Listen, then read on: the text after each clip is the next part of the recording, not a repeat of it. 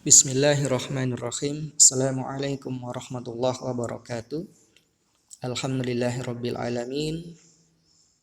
Kita masih diberikan kesempatan, kenikmatan untuk melakukan pembelajaran walaupun dengan jarak jauh ya, karena adanya COVID-19 ini.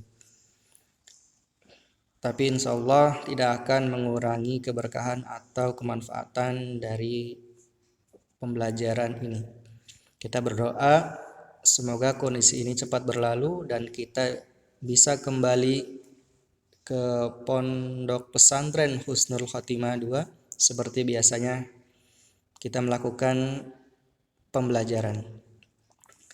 Ustadz ucapkan selamat kepada antum semua yang telah naik ke kelas 8. Semoga belajarnya tambah rajin, tambah semangat, dan juga ibadahnya lebih baik lagi. Baik, di kelas 8 ini pada pertemuan pertama kita akan membahas tentang ruang kehidupan manusia dalam lingkup nasional. Seperti di kelas 7 kita telah mempelajari tentang ruang. Di kelas 8 ini juga kita kembali akan mempelajari tentang ruang, namun dengan pembahasan yang lebih luas.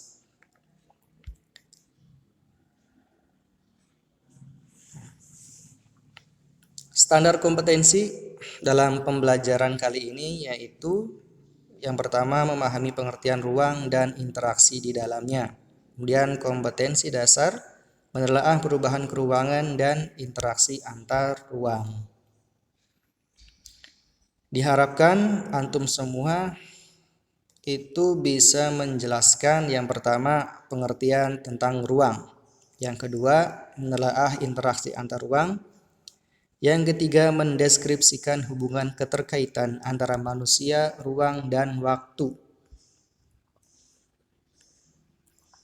Seperti di peta konsep dalam pembahasan kali ini, yaitu mengenai ruang kehidupan manusia dalam lingkup nasional. Kemudian kita juga akan membahas ruang dalam studi geografi. Itu ada beberapa prinsip. Yang pertama ada prinsip distribusi, yang kedua prinsip interrelasi, yang ketiga prinsip deskripsi, yang keempat prinsip korologi. Dan juga kita akan membahas tentang konektivitas antara manusia, ruang, dan waktu, serta kehidupan manusia dalam lingkup nasional. Nah, tahukah kamu apa yang dimaksud dengan ruang? Menurut Kamus Besar Bahasa Indonesia, ruang didefinisikan sebagai sela-sela antara dua deret tiang atau sela-sela antara 4 tiang di bawah kolong rumah, rongga yang terbatas atau terlingkung oleh bidang, dan rongga yang tidak terbatas, tempat segala yang ada. Itu merupakan pengertian ruang menurut Kamus Besar Bahasa Indonesia. Ruang dalam studi geografi. Pada bab 1 kali ini kita akan fokus mempelajari tentang geografi. Ya, sebelumnya apa itu yang dimaksud dengan geografi? Ya, geografi adalah ilmu yang mempelajari tentang lokasi, persamaan dan perbedaan variasi keruangan atas fenomena fisik dan manusia di permukaan bumi. Kata geografi berasal dari bahasa Yunani, yaitu geo yang berarti bumi dan graphein yang berarti tulisan. Geografi mempelajari kejadian yang disebabkan oleh alam atau manusia dan mempelajari akibat yang ditimbulkan dari kejadian tersebut. Prinsip-prinsip yang dipegang dalam geografi. Yang pertama ada prinsip distribusi. Prinsip distribusi atau penyebaran digunakan untuk menelaah dan mengkaji gejala dan fakta geografi. Prinsip distribusi digunakan karena ada persebaran fenomena geografi yang tidak merata di muka bumi. Fenomena tersebut dapat berupa bentang alam, tumbuhan, hewan, dan manusia.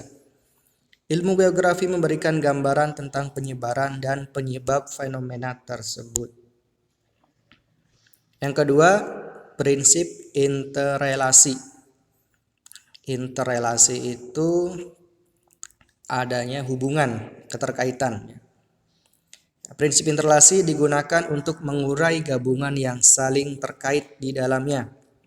Prinsip interrelasi yaitu hubungan keterkaitan antara alam dan manusia, manusia dengan manusia maupun alam dengan alam.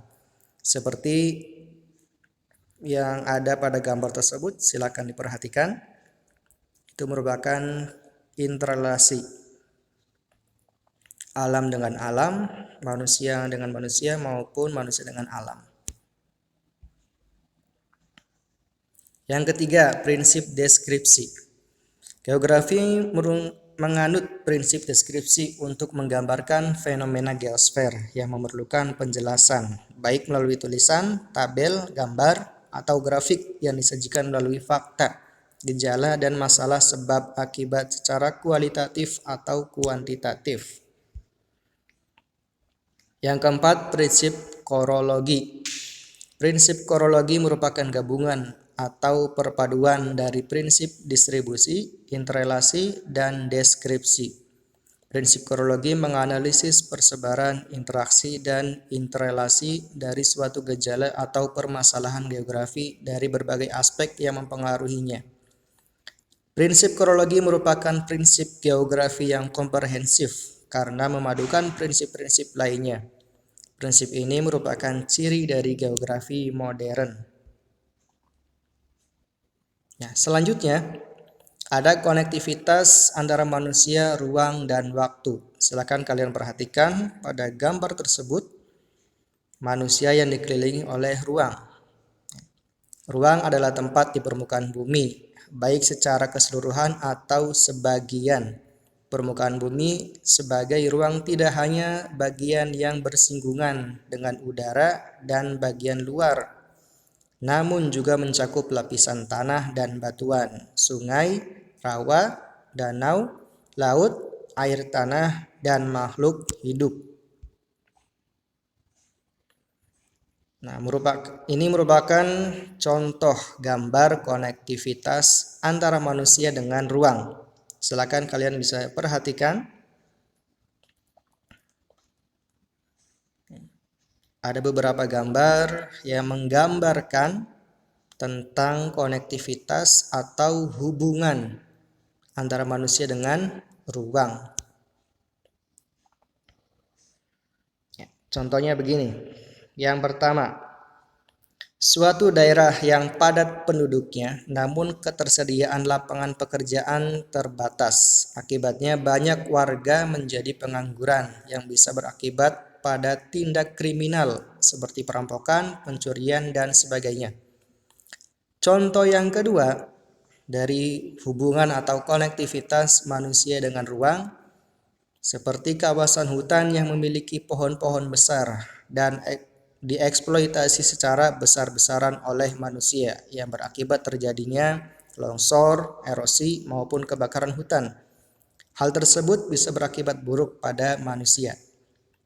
Yang ketiga, sungai menjadi salah satu aktivitas manusia.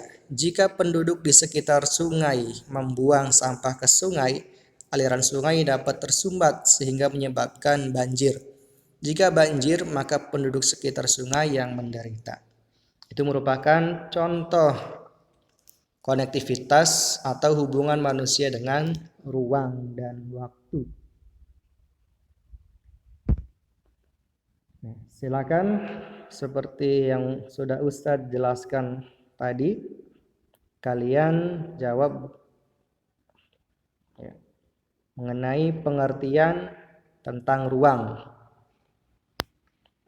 dan berikan contoh konektivitas antara manusia dengan ruang.